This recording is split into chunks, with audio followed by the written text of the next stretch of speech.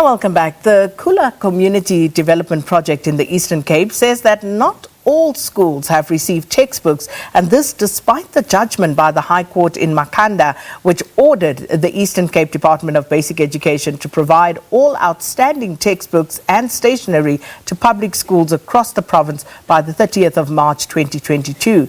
The court handed down its decision a fortnight ago when the non-profit organisation which looks after the rights of children approached public interest lawyers at the Legal Resources Centre for court representation.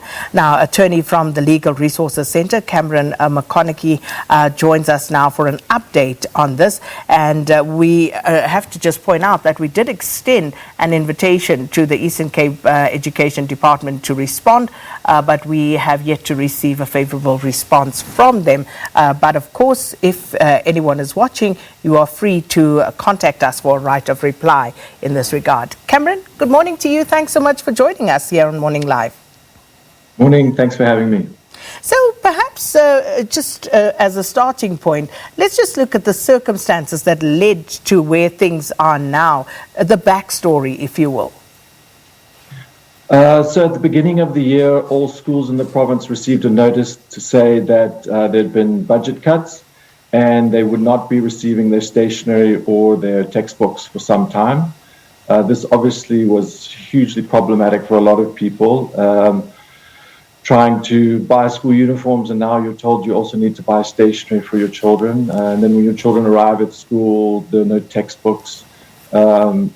Major problem for teachers having to suddenly scramble to find textbooks, make lots and lots of photocopies of textbooks so that children had something to learn from. So yeah, it was just a crisis, and Khula Development Project approached us, and they'd been approached by lots of parents and schools, and said, you know, what can we do? We wrote a lot of letters to the department, trying to get to the bottom of the problem and finding out, you know, how this could be resolved. And sadly, there was virtually no response. None of our letters were responded to. The state attorney did respond, and what was sad was to see that the state attorney themselves, they couldn't really get a response from the department officials about what was going on. So that really forced us to approach the courts. We filed papers which set out in a lot of detail the impact that this was having on children, the impact it was having on parents, the impact it was having on schools. And there was still very little response from the department in the reply to the court papers, but they did say that they were doing their best and they were trying to deliver the textbooks and stationery. We ended up in court on the 15th of March, and we got a very positive order saying that the department had to deliver all of the stationery and textbooks by the 31st of March. So that's sort of the backstory. Cameron, in terms of reasons, and I hear you say that it was difficult to get any sort of responses from the department, but were there any cogent reasons given by the department in the Eastern Cape for its failure to provide the learning material? The only explanation was that there'd been what they called unprecedented budget cuts. And we do know that there have been austerity budgets and there have been budget cuts in the province. But the response, well, the follow-up to that was that what they did was they approached National Treasury and Provincial Treasury for, I suppose you could call it some sort of a bailout. And the money was forthcoming. So one really just has to ask the question, well, why didn't we do that in September or October when we knew that, you know, we had problems? And the delivery of stationery and textbooks, it's a similar process. It happens every year. You know, you have to ask the schools what they need. You need to fill out forms. You need to go to the stationery places and the textbook publishers and ask them to make the books. And, you know, it happens, you know, on a time frame. So it's not difficult. It just needs to be done. In terms of the areas of the Eastern Cape that are affected, Cameron, and how many students are we talking about who have not yet received those textbooks? So I suppose the good news is that the department has jumped into action, and the latest figures which I received this morning are that 94% of schools have received their textbooks and stationery, and the total volume of textbooks that had to be delivered, 98% of the textbooks have been delivered. So it was a province-wide problem, but we are down to. It looks like there's two districts that are particularly troubled, and that is the Nelson Mandela Bay area. So that's around Port Elizabeth, and also the Sarah Baartman district, which is where I am in Makhanda. And I'm not sure what the reasons are, but those two districts are behind. They are in the sort of 60s and 70% area. We do know that some of the schools that we represented in this case, or that participated, they did receive their textbooks yesterday. So that's encouraging, and they are in the Nelson Mandela Bay area. So I think, I'm told, we hope that the textbooks are being delivered, and they'll continue to be delivered today. Schools go back today. It's the beginning of the second term in the Eastern Cape. So while we're saddened that there still are schools that haven't received their textbooks, it does look like most schools have now received their textbooks and stationery. And as you correctly point out there, Cameron, this is the 5th of April. It's already the second term. So you would have had learners who went an entire term without the necessary learning materials. And the judge in his judgment there said that the failure to deliver textbooks is a violation of the learner's constitutional rights, which is a very serious matter. So when we look at how the department has approached this, the issue of the timeline of events and how they unfolded, as you also pointed out earlier, at what point did the department realize that there was a problem, and the time that which they gave themselves to go to national department to actually seek some assistance? It really raises a number of questions about the understanding of this violation of children's constitutional rights. But what sanction ought to be given, and who exactly should specifically be held liable in this case, for example?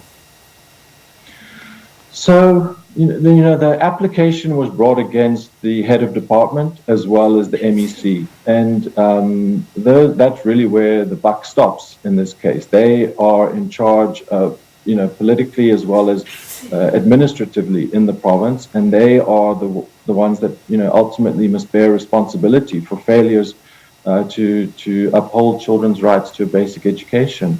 So it's not an easy. So that's where I think that's the short answer, is they should bear responsibility. In terms of liability and what steps need to be taken, I don't think that there's a lot of use in trying to lock up an official in this sort of case.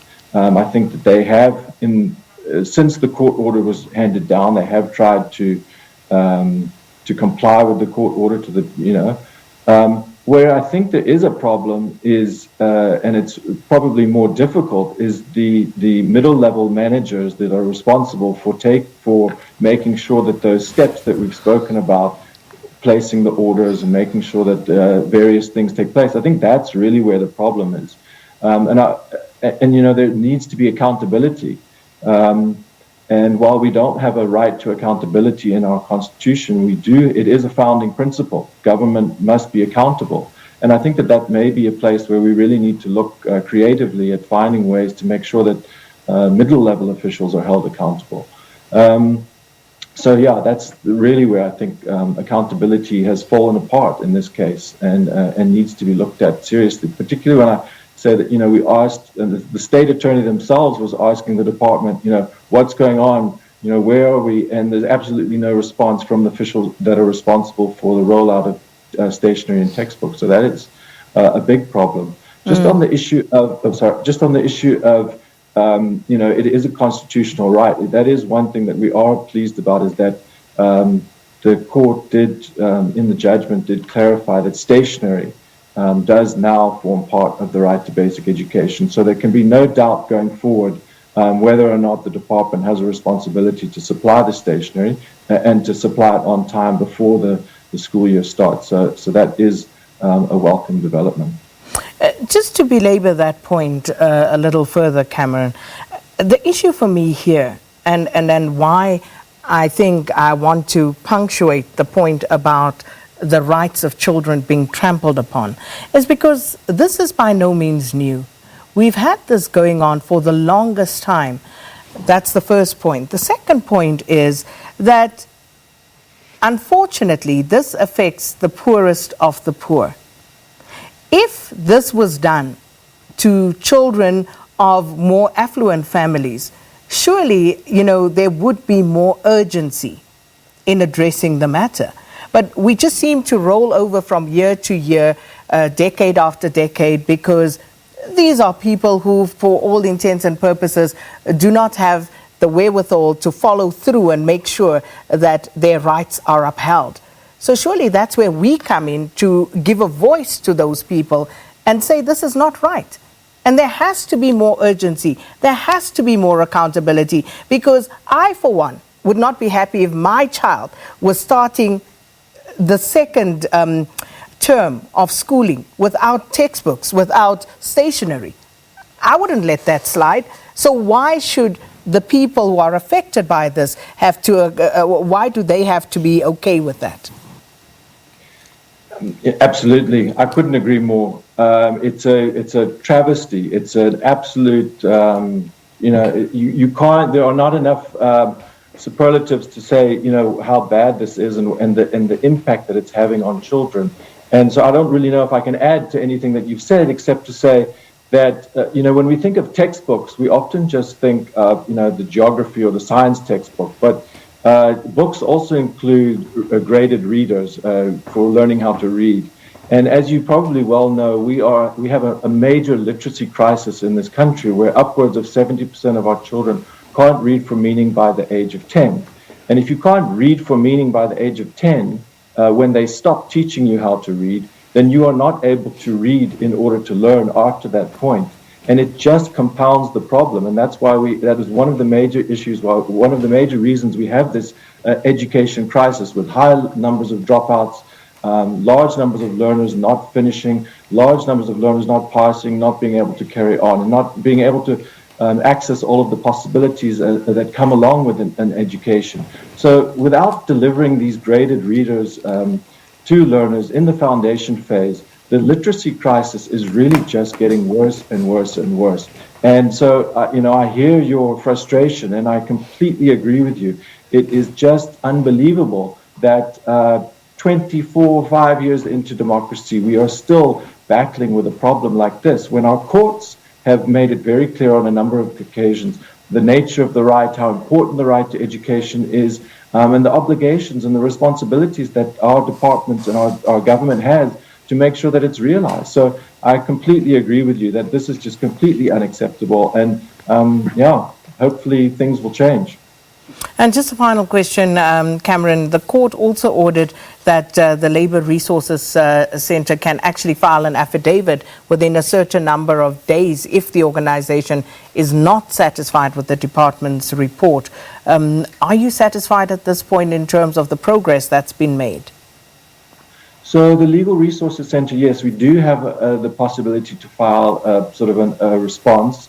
I think what we'll do is we will be checking over the next few days on the schools that apparently have not received.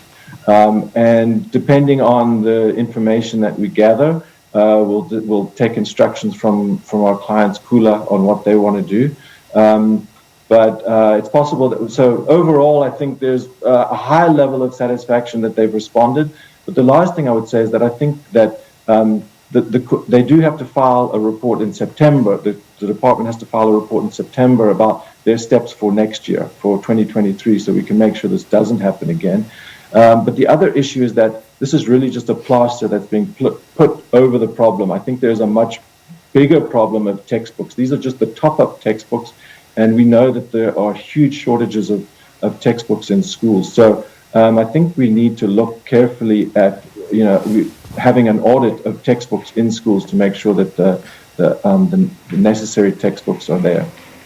Well, thanks so much for your time this morning. Legal Resources Centre Attorney Cameron McConnachie, legal representative of the Khula Community Development Project, which is a children's rights non-profit organisation in the Eastern Cape. And Cameron, they're giving us an update on whether the Eastern Cape Basic Education Department has managed to meet the deadline following a court order that compelled the province to provide all outstanding textbooks and stationery in public schools by the 30th of March. Well, it's the 5th of April and that deadline has not been met. Time now for news.